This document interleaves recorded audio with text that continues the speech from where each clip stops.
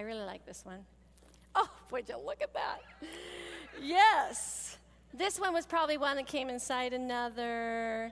This one, this is Estee Lauder. Oh, this too is Estee Lauder.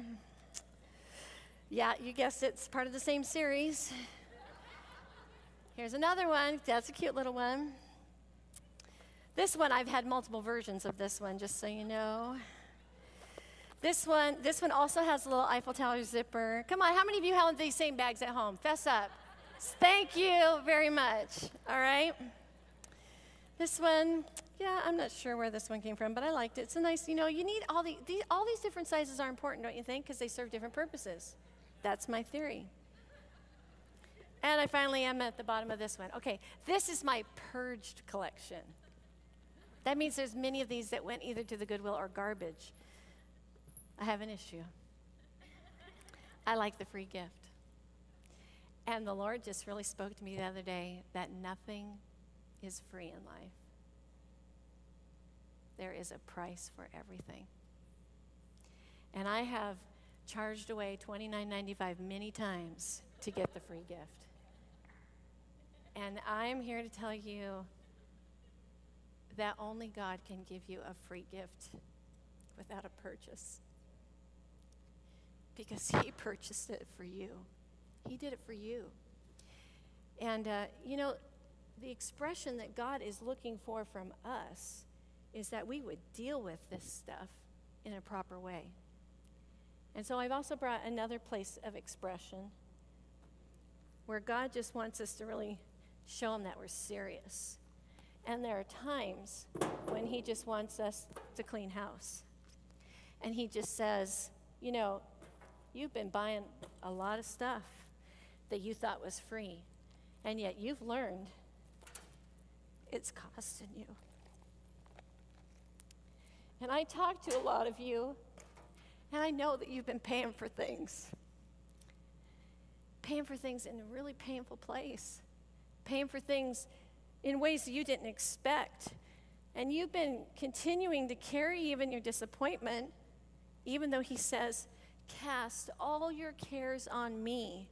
And when I think of that word cast, that's not just a gentle drop. You think about fishing, it's a cast. It has momentum, it has pressure, it's a push, it's a release. It's a cast. He wants you to cast your burdens on him. And I'm being honest with you, even this thing here that God's speaking to me about, he says, trust me with this and cast it back to me. And boy, there's that money issue. It just bites you every time. And this is the expression he's really looking for, girls. I'm sorry I'm having trouble. Girls don't wear these very often. It messes up my glasses and my earrings both. It's just a problem for me. Whew, there we go. This is it. Do you see this crossover here? This is what he's looking for you. And this is the ultimate expression. When you just take it and shake it out. Oh, see, get those bags out. Every one of them. That's the expression he's looking for. And this is the other expression. Walk away, walk away, walk away, walk away. In the book of John, it says that Jesus, when he was on the cross, said, it is finished. It's not a thing I can add to it. There's not a thing that I can contribute to it. There's not a thing that I can make it any better. But I just need to trust that it is finished. And I just want to tell you that the enemy comes as a warrior against your soul. And he comes to place dissatisfaction in who you are. And I talk a little bit about this college degree, and I have been very aware that every time I pray about this, Lord, show me that this is not about who I am, the value of who I am, but if there's something more you want me to learn, something more you want me to accomplish, let me respond in the right way. And I say to you, if the enemy's coming and talking to you about places where you feel devalued, listen to the right voice of what it is. Recognize it for what it is. I told both the morning and evening Bible study this week that, I have to get my hair color done almost every 5 weeks now. Probably 50% gray right here. It's a gift. What can I say? It comes natural. And so like once a year, I'll have them clean up my eyebrows, you know, that kind of thing we do, as girls do. And so I was telling the gal the other day that I'm just really whacked out about this one brow. It just seems to, all the hairs grow the wrong way. And she is, you know, I'm laying on the table and she looks at me, she says, yes, your left brow is definitely dominant.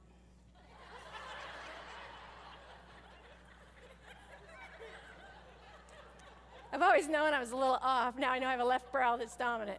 The hairs grow sideways. I have a dominant left brow. So we had this funny conversation. I said, you know, yeah, that's funny because one of my feet is just a little bit bigger than the other, too. And so, like, my shoes, you know, does anybody else have this problem? Thank you very much. And then, okay, any man in here, plug your ears. And then the conversation went to other body parts where some are more dominant than others. Okay, so there you have it, all right? And I shared this with Bible study because we're doing this series on the book of Proverbs. And Kathy McElhaney and I one year were talking about, years ago, we had this conversation about your wise woman and your not wise woman. And only one can be dominant. Your wise woman and your not wise woman. And it is the wise woman that will come and properly express and respond to the things of God. You know, you got to just stop living in places of constant disappointment. You know, you can't control your job. You can't control your spouse. You certainly can't control your kids. You can try, but you'll all just be frustrated. You know, you got to learn, you just can't control it. And so bring everything back to the one who ultimately does.